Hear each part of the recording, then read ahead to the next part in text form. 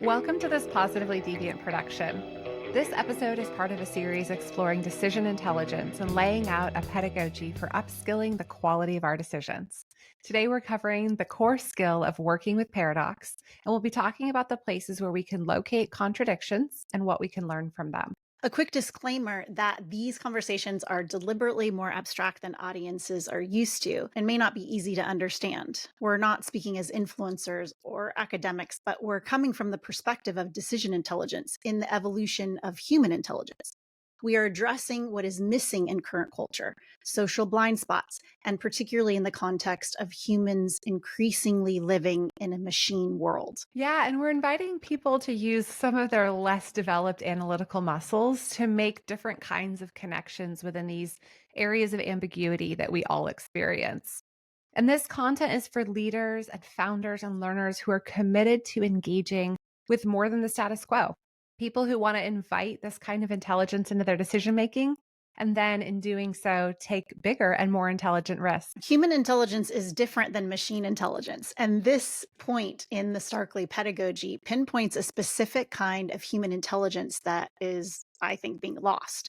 And paradox is probably one of the most humanly nuanced places, as it's the place of poetry, where realities are not what they seem, are not literal, and not one to one.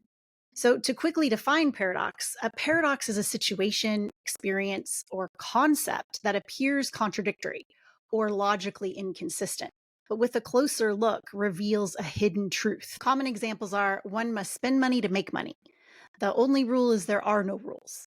Life is too important to be taken seriously, and we must slow down to speed up. A paradox is a kind of contradiction that presents a dilemma, and as these examples show, challenge assumptions about what we think we know to be true. The work that we're up to here is exploring how individuals can more intelligently reorganize themselves, both internally and externally, to make better decisions. So, understanding paradox helps us to think in more sophisticated, less binary, literal, and machine like ways, and to understand contradiction as an important key to generating greater and more accurate forms of intelligence. All right, one of my favorites is everything in moderation, even moderation. So let's take a quick look at an example of a paradox in recent history to help listeners try this concept on with a bit more context. One of the biggest paradoxes that businesses have really had to wrestle with recently is all of our COVID induced dilemma around returning to an office versus continuing to work from home. And we've seen companies of all sizes struggling to navigate the fact that employees are more productive and happier from home, and they're more productive and happier working from an office. So the question becomes, and the question we're going to unpack in this episode is, how can both be true? And then more importantly, what can we learn by being able to hold both of these opposing statements as true simultaneously versus rejecting one and accepting the other, and then building our strategies from this kind of limitation? We know intuitively, as well as from all the reports that have been published over the last 4 years, that the two options, working from home or working from an office, they both have legs to stand on, depending on the context. But instead of inviting the contradiction to teach us what we might be missing and then using it to form our strategies and to respond to the deeper and more complex needs of humans, leaders who have been trained in these binary ways of thinking have chosen one model and double down on it instead of using the paradox in this situation to get better at understanding what is underneath the dilemma.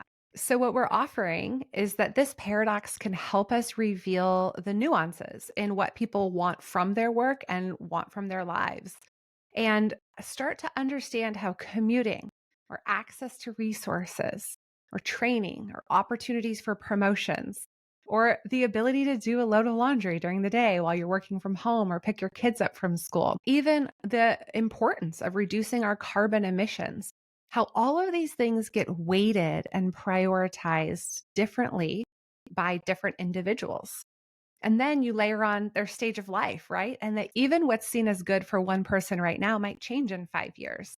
And the model that we're using to think through this complexity, the current model, is failing us. So instead, the fact that companies have real estate contracts or feel the need to control their employees by requiring them to be in person is governing the decision and creating a bias, even for some of these reports. So while companies keep changing and evolving their strategies and rolling out new return to office policies and offering different kinds of incentives, they're trying to create even new ways of measuring attendance. What we're calling out here is that they're missing both the real problem and the real opportunity. Yeah, exactly. Accepting and rejecting are primary ways of operating as humans, meaning we either accept something or reject it, which leads to bias and binary thinking. So instead, we can learn that there is a neutral place where we can hold all the things without accepting or rejecting them, where many things are true at the same time. So the example you just gave, Chelsea, that many people are incredibly productive inside the office and many people are far more productive at their home, these are opposite, and yet both of these things are true. So instead of creating a strategy that prioritizes both, leaders pick one to prioritize. And by the way, hybrid work is not an intelligent solution here because it doesn't address anyone's needs enough. Hybrid work still rejects the fact that some people don't ever need to come into an office or that some people don't consider it a perk to stay home. So, for leaders to engage the intelligence of this paradox, they would have to allow their employees to function as fully grown ass adults and allow them to determine what works best for them individually and the specific work that they agreed to, rather than create rules that ignore the vast human paradoxes around productivity. So, this is a perfect example of how an existing paradox surfaces a new possibility where we can allow our employees to decide for themselves. And these kinds of expansive solutions are even more important in new understandings around neurodivergence and inside the realities of racism, sexism, and ableism. Leaders need to evolve their thinking and how companies work with humans inside all the different working styles and with different needs from person to person. It is possible, and not only possible, it is incredibly effective to meet multiple human needs at the same time. Yeah, quick note to leaders who are like, wow, that sounds like a lot of work. You're absolutely right. It is not only more work, it's the right kind of work. And when you're dealing with a topic as complex as the environment where humans need to thrive, it surfaces even more opportunities for complexity because not all humans thrive in the same environment. And how do we even define, or hopefully we're redefining what it looks like to thrive? How are we defining productivity? Some employees define productivity more holistically, right? So, considering that the most common essential factor in workplace productivity and performance is job satisfaction, this begins to beg the question, how do productivity and happiness intersect? So, we know that employees who don't want to return to the office are already in some ways disengaged, right? They're over it. They just kind of want this contractual agreement where they perform job duties and they get the paycheck, which is fine. And then we also have younger generations who are hungry for learning and growth. And we know that this kind of development is fostered in an office type environment. So you can see how inviting contradictions and paradox to the picture, it's not just helpful, it's critical. It's totally critical. And paradox is embedded in the human experience and is often confusing. And probably as a result, it's a huge part of art. As we're examining how leaders and learners can grow, art helps us reorganize ourselves because art reveals all these contradictions and the paradoxes and inversions, that things are not what they seem. Paintings and performances of all kinds show us how life and people are never only good or only bad, but that individuals are complicated, messy, and contain all kinds of contradictions of character and behavior. People can be both generous and greedy, both thoughtful and selfish, or can have bodies that look strong but in actuality lack strength.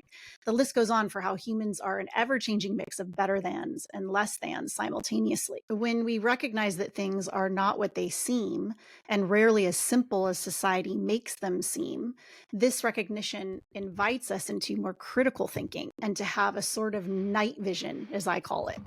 The aim is to see what's more hidden to the untrained mind.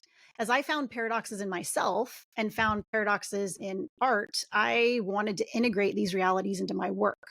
And the intelligence of contradiction reveals realities that are hidden. And having this information translates into better decisions as a result of new information. Yeah, I mean, you mentioned part of what we're up to is exposing where our social conditioning influences our decision making, especially how it's limiting us. And so, one of society's strongest messages is that credibility stems from one right, true answer, and that multiple things can't be true at the same time. So, it's understandable that humans feel uncomfortable holding these seemingly contradictory pieces of information or situations simultaneously to help people keep listening for where they might see contradiction in their own life. As if you've ever heard that the only certainty is that nothing is ever certain, or the only constant is change, or the more you fail, the more likely you are to succeed. The more you learn, this one's true for me, the more you realize how little you actually know, right? So I know you have some more personal examples working with paradox in your personal life. What has that revealed to you? Well, yeah, in my personal development, I'm naturally driven to have an impact, to have a powerful contribution in ways that are unique and atypical. However, this very drive to have something deeper and greater and bigger and better was also a blind spot. And this duality meant that some of my weaknesses were actually embedded inside an admirable strength. So when I could recognize this paradox where the pursuit of something good was also producing something less good or bad, I could begin to see a more complex reality that allowed me to change. We're taught to set and achieve a particular goal, to focus on the goal and the steps that are required to achieve it. But if we're overly focused on an external outcome, like having a powerful contribution or being the best or having this achievement, we often do not develop the internal states and the internal growth necessary to make these outcomes sustainable and inevitable. There's less integration into who we are, and therefore less internal capacity to sustain. Another paradox here that comes to mind is the more we dig into our strengths, we naturally overcome some of our weak spots. Our weaknesses are often the outcome of a less masterful use of our strengths. So, the more skillful we become in our strengths, we effectively solve much of our weaknesses. For example, I'm amazing at jolting people into a new perspective where I can generate a kind of vitality. But when I'm less masterful, it's just jolting people for the sake of a jolt, which can lead to a loss of vitality, which is my weak spot, actually. There are layers in the paradox that are nuanced based on not what, but how masterfully we apply our strengths. And a less popular form of strength that socially we often deprioritize or deny is the ability to see our own bias and locate our blind spots. And here's the paradox: a commitment to expose our weakness is the path to strength. Just like systems and structures around business protect against revealing failure, this is also the very reason systems cannot improve. It's the same with people. Leaders don't feel comfortable in places of exposure, and so they perform vulnerability or whatever trait they're expected to show that proves them to be valuable. We all know people who perform empathy or use empathetic words when empathy isn't a part of who they are on a daily basis. People have learned how to signal for these qualities because they either do not know how or do not want to do the work to become or embody them. These are the nuanced areas that we're speaking to. It's not as it seems, things are not as they appear to be. And how can we learn to look a little deeper and more comprehensively to understand how we can use paradox to create pathways of seeing more nuanced realities? For me, after all these years, the practice of being exposed is a good feeling, finally. It's because it's the way to build strength. And a metaphor here might be how businesses stress test security. We put all kinds of protocols and practices in place to stress test our technology around security. The intention of that is to find out where the breaches are and find out where the weak points are so that they can be addressed and then fortified. This is similar to the personal process of growth. Unfortunately, we see this natural human self protection strategy of egoism running rampant across the leaders and founders that we've worked with. And this is the most common approach to leadership that we see. And the reason that we're calling it out here is because it undermines the ability to be preventative, to invite those checks and balances, and then to protect the businesses that we're running. So, the very place where the ego tries to self protect is actually where it leaves that person the most vulnerable and weak. And this protection mode that the ego is trying to instigate and the walls that we build around ourselves to do that instead of exposing our weaknesses are how we end up more exposed down the line. So, our invitation for leaders who are willing to be stress tested and to expose their weaknesses and to use paradox and to work with contradiction is that it is absolutely a tool, or you called it a pathway of seeing to aid their own development. And we're also shining a light on the places where egoism kicks in and where we put walls up so that those places don't continue to make us weak and vulnerable. And this, again, is the most common thing that people do. And so the point of paradox is how can we locate the opposites that are showing up, that our drives and our actions are resulting in the opposites of what we intend them to be. And this really reminds me of working in people and culture and all of these tech companies. They put core values up on a wall or they integrate them in all kinds of areas of their people programs. And well intentioned for sure, right? Like raising my hand, I have been part of this kind of work. And we get that it's a drive towards greater meaning and purpose, right? Well intentioned. But ironically or paradoxically, the very effort that we're putting towards this drive for greater meaning can be experienced as insignificant and empty.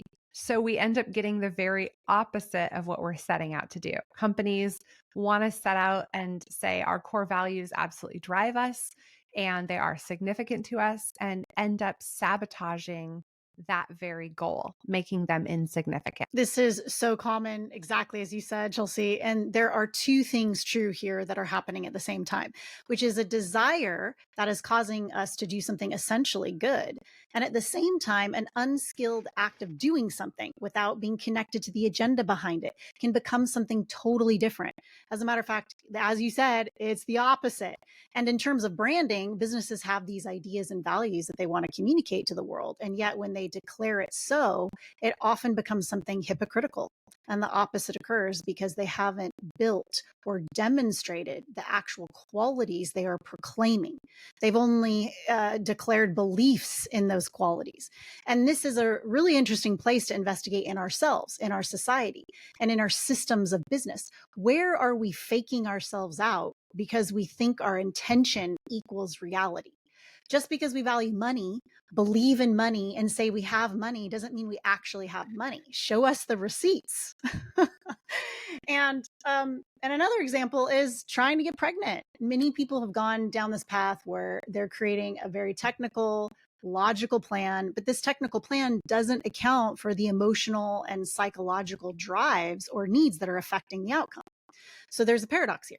Often the story ends up being when you stop trying, then many women get pregnant.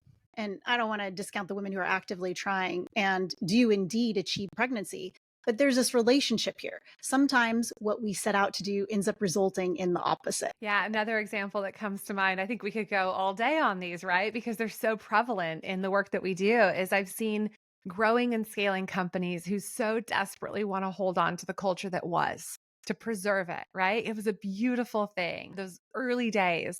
And this very action of holding on to it ends up destroying and undermining the company that is becoming and any elements of what had been that are useful for the future.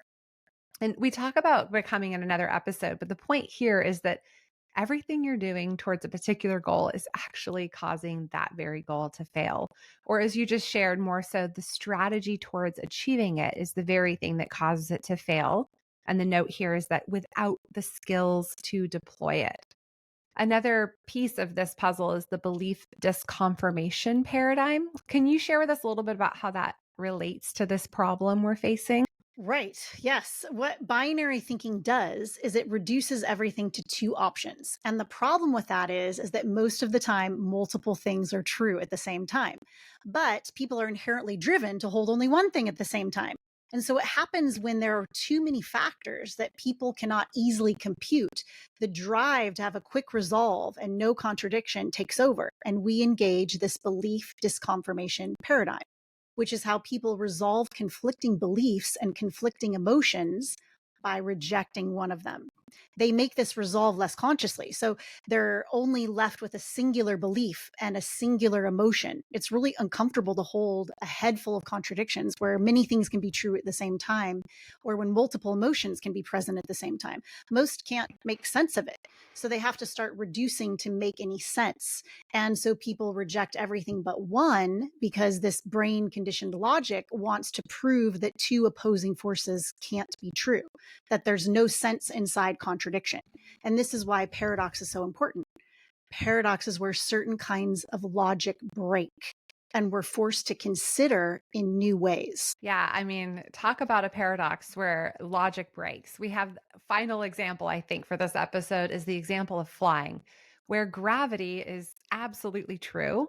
And also when we fly, we are absolutely defying it, and both are true at the same time. So the paradox reveals where the limitations are of fixed thinking. The more people use paradox to see different truths and how all of it can exist and how all of it is related, and the more we understand ambiguity to be a friend and not a foe, the more we find a huge advantage. Most humans don't like ambiguity. Leaders, workers, and very few people like to exist in ambiguity. And yet, ambiguity is the place of humility and curiosity and new information. Paradox helps us learn to be comfortable with ambiguity and how rich with different kinds of intelligence ambiguity can lead us to. These concepts are all tied, all related. And you gave a great example of flying, that multiple things are true at the same time. How do we understand this to be more and more true in our circumstances, both in our internal and external realities? How can we see this more clearly, the multiple truths, the multiple contexts? This is the goal. And where can individuals get to a more sophisticated, broader thinking by inviting this kind of contradiction and uncovering what these paradoxes and contradictions are? Yeah, I mean, being a badass leader and being vulnerable and weak and needy can all be true at the same time. And inviting that discomfort is what makes you a good leader. So you have to find a way to work with gravity and not reject it ultimately. Let's add some wings, invite more opportunities, invite more possibilities by inviting more intel to the picture. So without being able to acknowledge and then be comfortable with our weaknesses, we'll never get to the point of truly being strong. Exactly. I mean, without acknowledging the ways that we miss the mark and we're less honest, we will never be able to be truly honest. This is a paradox. This is the power of being able to hold multiple things that are true at the same time that seem opposing and contradictory. Yeah, our overall invitation is to notice where binary thinking shows up and to leverage these contradictions as sources of intelligence to find out what we've been missing in our decision making. So, if this information is compelling to you, but you're asking yourself, how I could even begin to start working with it because it sounds so aspirational but not very tangible, then we'd love to work with you on embedding this into your personal leadership development or on your team or in your company. We offer in person practicums where we work with these concepts in your real life circumstances so that you can reap the benefits. And if you don't want to wait, we've provided questions in the show notes to get you started working with the material. And we have several episodes about core skills that can help develop decision intelligence. And we invite you to listen to all those as well. To engage with us, reach out via the link in our show notes and make sure to click the follow button so you don't miss out on future episodes.